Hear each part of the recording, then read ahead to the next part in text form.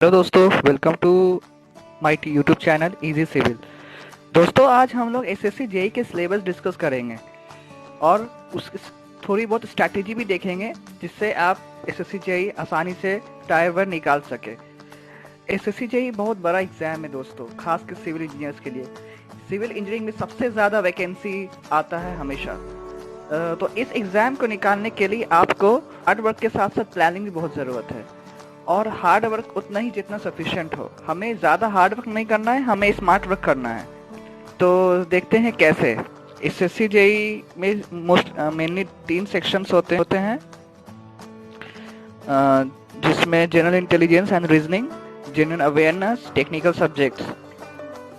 तो जो general intelligence है और रीजनिंग है वो आपका 50 मार्क्स का होता है, जनरल अवेयरनेस 50 मार्क्स का, और सिविल इंजीनियरिंग या कोई भी टेक्निकल सब्जेक्ट जो आपके रिलेटेड फील्ड का है वो 100 मार्क्स का होता है दोस्तों।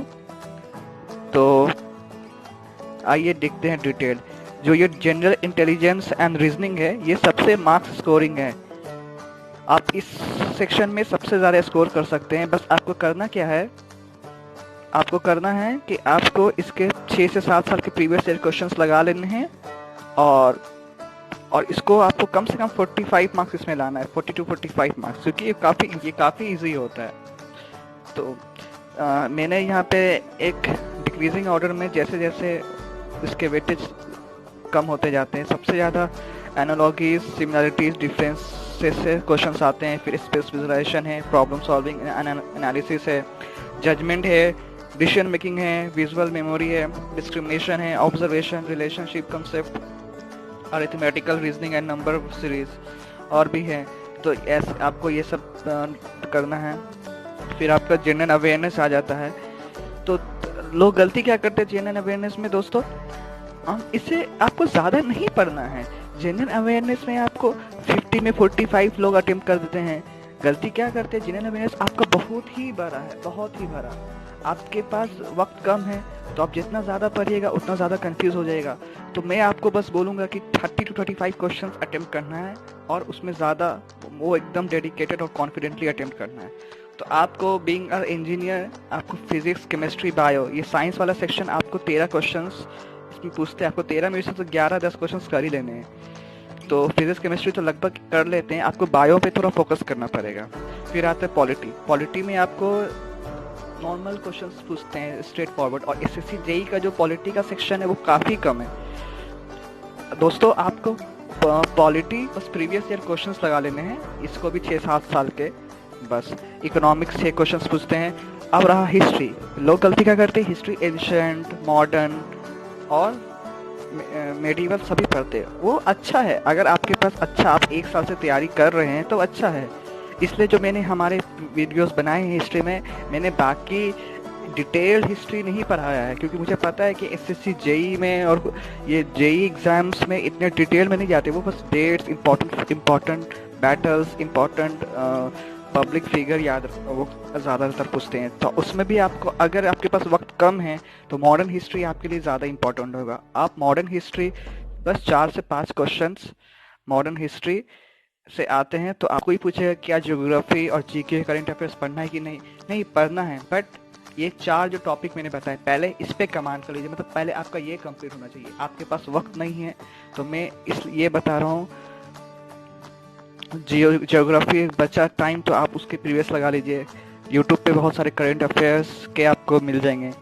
फिर जीके की मनोहर पांडे की बुक आती है, उससे आप देख सकते हैं।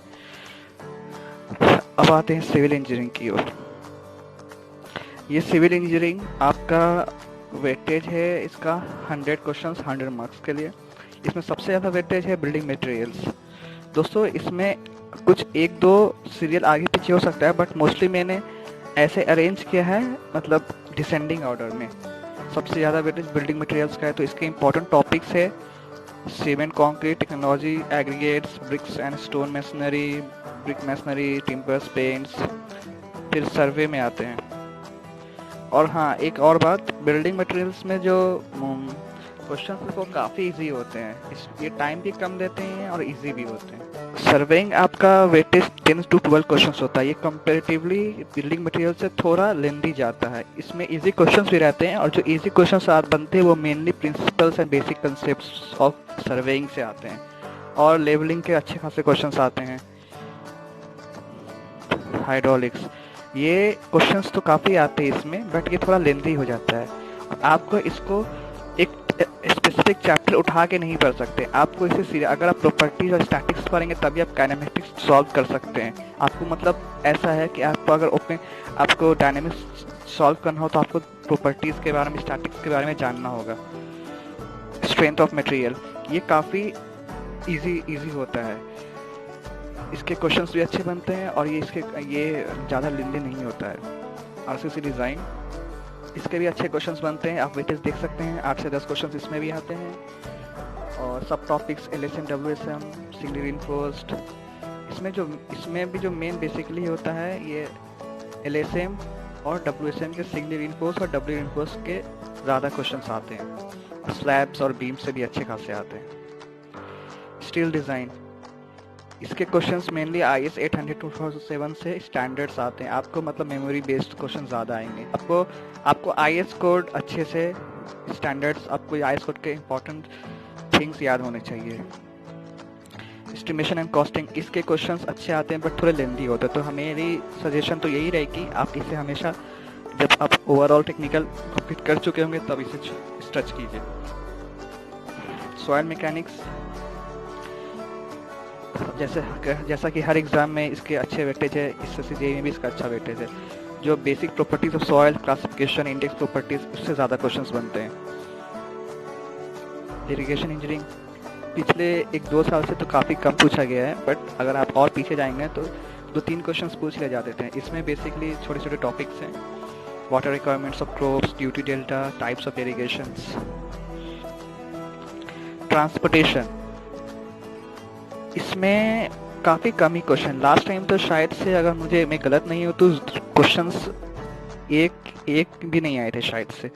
तो इसमें भी वही हाईवे और ज्योमेट्रिक ज़्यादा इंपॉर्टेंट है। आपको अगर करना ही है तो हाईवे और ज्योमेट्रिक डिज़ाइन कर लीजिएगा, बट मेरी माना जाए तो आपके पास अभी वक्त कम है तो आप अभी स्मार्ट स्टडी कीजिए।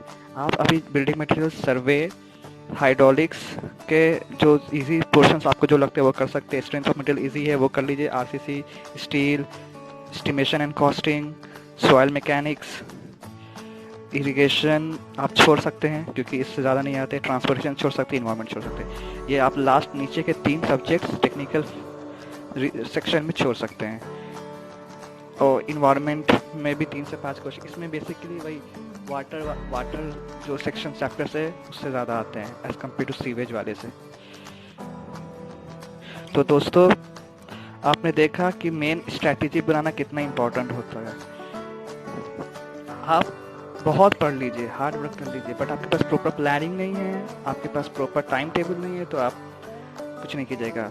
अगर दोस्तों आपको वीडियो अच्छी लगी हो तो लाइक, सब्सक्राइब और शेयर ज़रूर कर दीजिएगा। आप अपने दोस्तों तक भी शेयर कीजिए। अगर सेक्शन में नीचे लिख कर बताना दोस्तों कि आपको प्रिपरेशन स्ट्रैटेजी की वीडियो चाहिए कि नहीं।